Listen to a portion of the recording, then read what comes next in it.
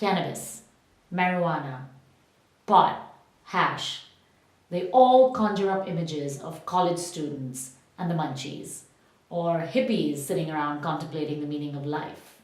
Cannabis has been getting us high for centuries, but now we're figuring out that it can actually make us healthy. For anybody who's tried cannabis for its healing properties, you're onto our generation's biggest secret, that there's much more to cannabis than getting high.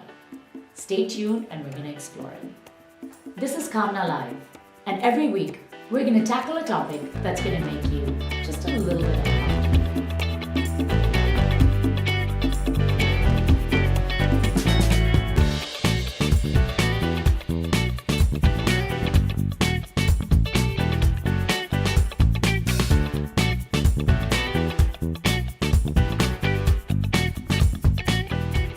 Cannabis has been getting us high for centuries. But what's really interesting and coming to the fore now is its wellness and healing properties. So if you thought this episode was about getting high, you're in the wrong place. But you should stick around. To help us understand it today, we have Carrie Tice, founder of Octavia Wellness, an SF-based organization that provides a wide range of cannatherapies for seniors and beginners, along with the education they need to use it safely.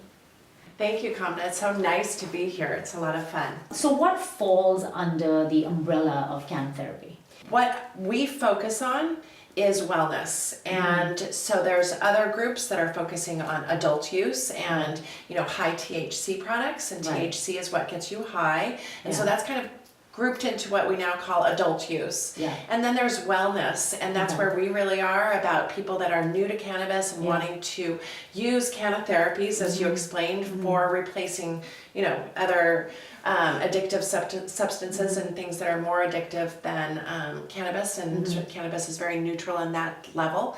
And then there's, on the other side, therapies that are for severe cases and advanced care, such as cancer, and if somebody's trying to beat it with reducing tumors, etc. That's a whole other group. Right. So we kind of stick right in the middle. Right in the middle. I don't even know the difference between That's wonderful. pot and cannabis, and so break it down for me. So there really is no difference. It's just actually the wording that has kind of changed. Marijuana became the normal word for when we were looking to get our medical marijuana cards. Okay. And since that period, then we've now realized that cannabis is this all-encompassing Okay. sort of therapy and a whole different approach. And Okay. that includes, we say cannatherapy because that includes hemp, which is a very similar product to cannabis. It's the same sativa species of plant,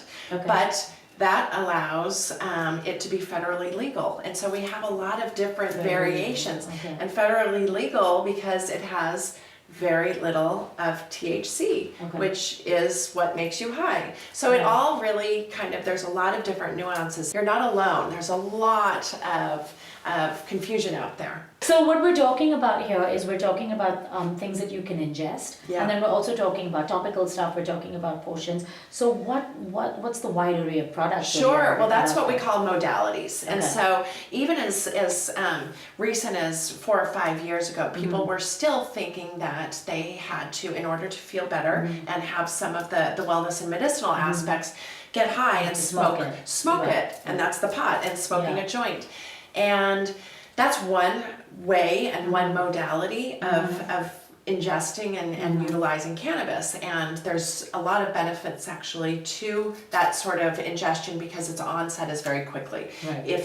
I don't think you've said you're a newbie, but if you smoke something, you are putting the fire right to it, and it's going into your lungs, and so you're able to, in a Immediately, couple right. seconds to a minute, Yeah. feel a little change. Why is And- the sky blue? I remember Exactly. walking in a room and my uncle back in the early 80s was like, why is the sky blue? I was like, the lights are on, dude. And Now I know. And now you were like, oh my gosh, she was having a different experience. So that's one modality. But then we also have edibles, and edibles have been very, very popular. And if we look at like the overall sales edibles has really risen so much as people have become more and more educated. Yeah. But what is interesting about edibles is it can be a brownie, or it can be any of these gummy delicious or a treats. coffee bean. And Right, all we these call it things the you can savory do. and the Yeah. sugary and all sorts of wonderful Yeah. products.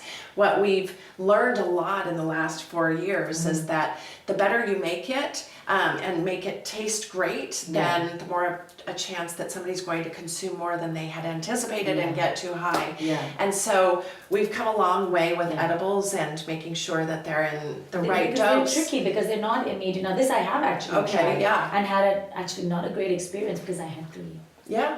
Because I was waiting and waiting, and then I was like, oh, I'll just pop another one, I'll just pop another one. By the end of it, oh, it was horrible. And Kaamna, that's exactly what's happened to so many people, and what has helped us. Unfortunately, sometimes with the learnings come some mistakes that are made along the way, but it goes to show that even 4 years ago when I entered this industry, it was considered 10 milligrams of THC was a microdose, and we now know I wouldn't at all be able to tolerate that, and yet I was thinking, okay, it must just be me, and that everybody should be at this level, and now I've realized that 2 milligrams perhaps is a safer, and it has a lot to do with your body and your chemistry as well. So THC is what gets you high, and then there's something else that helps you.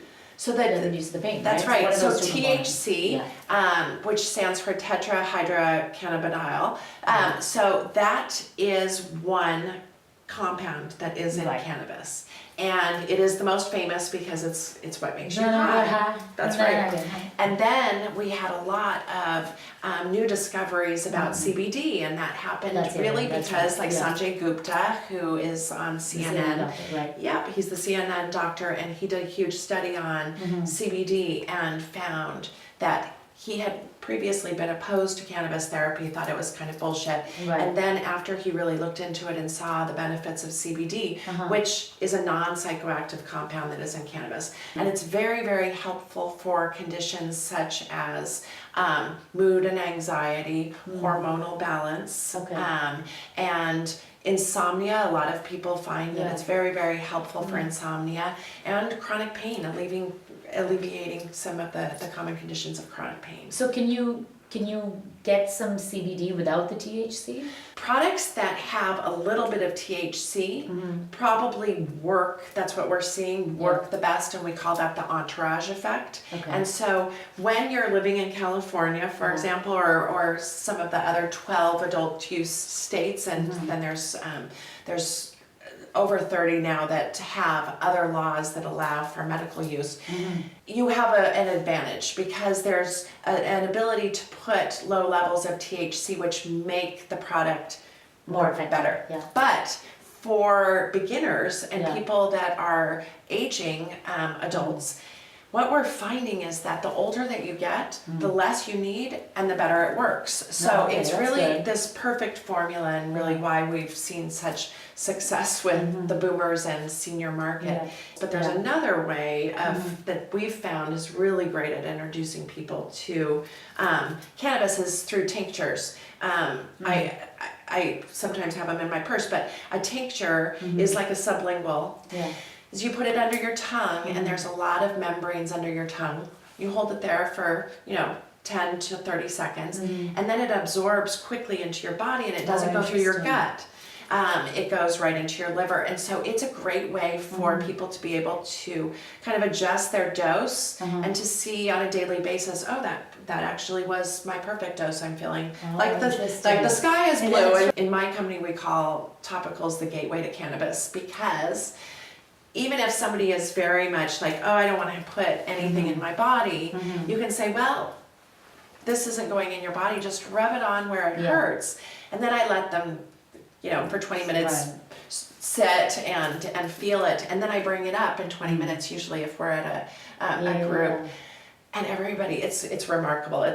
They say, oh my gosh, I didn't even think about it. And that's what we want, is you're not thinking about your pain finally. What are the conditions that you're finding you guys are able to address. really make some difference in with these different therapies, these different modalities. What I found is that we really all are experiencing similar sort of conditions, but when you get older and as we age, then they start becoming more prominent in your life. So it's insomnia, and you know, I worked internationally prior to being in the cannabis industry, and I thought that Ambien was a normal way of life, and now it's the last thing in the world I feel like taking, and so it's wonderful. But insomnia and chronic pain, and then mood and anxiety, and I can't tell you how many people from all generations over 21 say, oh my gosh, I used to take a Xanax, and or I used to take Adderall, or I used to take Ativan, or whatever it is, and now they're not needing to. And there's a reason, actually, that with cannabis, it actually makes other medications work better, and so that's why it's perfect for tapering off other medications. So this is different from, I mean, because this is different from alcohol because it's more natural and because it doesn't actually get you high to the same degree. It doesn't make you debilitatingly high, like you have too many drinks. It's very common for us to be associating cannabis with alcohol because you know it both are intoxicating substances in some sense. What we now know is that all of our bodies have what we call an endocannabinoid system, and that means that our bodies actually are made to receive it. And we also create cannabinoids in throughout our life. Oh, interesting. And when our receptors are low with cannabinoids, it means that we're not in homeostasis. And so some people, just like serotonin, if your receptors are not full, then you take something to help you be able to get to that equilibrium and that homeostasis. Why was it illegal in the first place? Let's put it that way. Because it sounds like it is much more in sync with our natural systems than a lot of the other substances that are potentially not. I mean, I would even put like processed foods out there, right? That are so damaging to your body. So why did cannabis get such a bad rap? Why are we fighting to be allowed to use it legally? What's really fascinating is that the U.S. government has held patents on different strains and different properties of cannabis since the 60s. And so we really did go through that generation in the 80s with the Reagan and Nixon. We're very much proponents of saying, you know, that pot was what was causing the destruction of the world, and so everybody bought into this, and it's lack of education. And so when you can't study something because it's illegal, it becomes illegal, and it becomes demonized, and then the people who were always using cannabis for thousands of years and have already seen the wellness and healing properties were becoming criminals. And so it was a very, very intense way of being able to prosecute people of color. Now that other countries are coming into the mix, it really did help spur change in California and the US. You know, it's funny, I was in Sedona recently and doing a tour of the Red Rocks, and the guide told us how he pointed out the plant that the ancestors used to use as medicinal, and then basically it was like, well, you know, it was basically a version of LSD. And he was like, the kids now realize that their great-grandparents were just high all the time. And so let me ask you a question. There are not a lot of doctors that are trained in cannabis use and not a lot of official medical research. So how do you tackle that at Octavia Wellness? We actually are really lucky because we live in the Bay Area. And as a result, we're very progressive. And as I had mentioned, we had the longest medical marijuana program and started medical marijuana in California. And so as a result, when I got involved, that was my first question, is asking my mom's doctor after she was diagnosed with Alzheimer's, what do we do, and is she eligible for medical marijuana? And the doctor said, I don't know. So it was this, I don't know where to start feeling. And I was lucky enough to have a doctor that I had known that had been involved in cannabis, and so she's now our chief medical officer, and she did her residency at Stanford and has helped us in terms of training not only us, but then we have a team of wellness consultants and they have to go through a certification process. Right. Yeah. And she also helps educate other physicians and practitioners. So let's talk about some of the downsides then. Yes. Obviously for me, I gave you my example with the edibles, and I was not being, I didn't even bother to educate myself, right? Yeah. And what I've heard is a big no-no. I was also out, I was drinking tequila that night, and I've heard that that's terrible. And this was purely recreational, right? This was somebody being like, oh, try it, we're going out. But I had a very severe headache, and it felt like it took a while for me to sort of shake it off. What do you see for people in general, and what do you caution against? Well, first of all, I'd like to give a tip. I overdosed my mom, and it was awful. My son and I, he was like, just tell her later that it was only an hour. And it had been like many hours of her not feeling well, but the funny thing is that now we know that if somebody is feeling that they've had too much THC, that they should drink milk or smell black pepper. And so you can take ground black pepper, smell take some milk, and then take some CBD. And so this is going to change lives. Did you people hear that? Black pepper, milk, and some CBD, and that's it. So you can go now. And our things, usually now we're very, very into tailoring our products to make sure that there isn't that overdose compulsion, and the regulations that we talked about earlier also make things be in much smaller individual sizes so that you're not going to have that. Because it is something that we've had, now that we're still babies in the industry, but we're seeing that that we've got to fix things, and so that's definitely. But is it just the getting high? I mean, are there other downsides? Let's say you're taking it for something like an Alzheimer's or something. Can you, or insomnia? So what we have found is that cannabis actually has less side effects than truly most other medications. And a great example is Advil. And so my mom's journey through deterioration started with a peptic ulcer and her taking 12 Advil a day for 10 years. If somebody is taking a heavy THC product and it's making them sleep, yes, they might feel groggy in the morning. We always want somebody to talk to their doctor. And the other is driving. You know, we want to make sure, and we're not seeing yet, but the people being impaired is people being impaired. You know, those two are definitely areas that we want people to be very cognizant about. Also kids, you know, I have a 13-year-old, and so I have made it very clear that, you know, that this is not for people that are under 21, because we don't know what their brain development is. We have two lines of product. One is our herbal line that is no THC in it, very, very trace amounts of THC, and it's been grown that way. So that is a much kind of easier starting product, and those are topicals and tinctures and all of the things that we talked. Well, so a lot of my friends recently, and you know, they're all in their, let's say, mid-40s, they've all switched off of alcohol to their own personalized strain. And I think this might be one of the really the California, Silicon Valley things. Their own customized strains of marijuana, and it doesn't make them, it doesn't take them down, it doesn't make them silly, and they're just floating with no hangover, and I'm envious.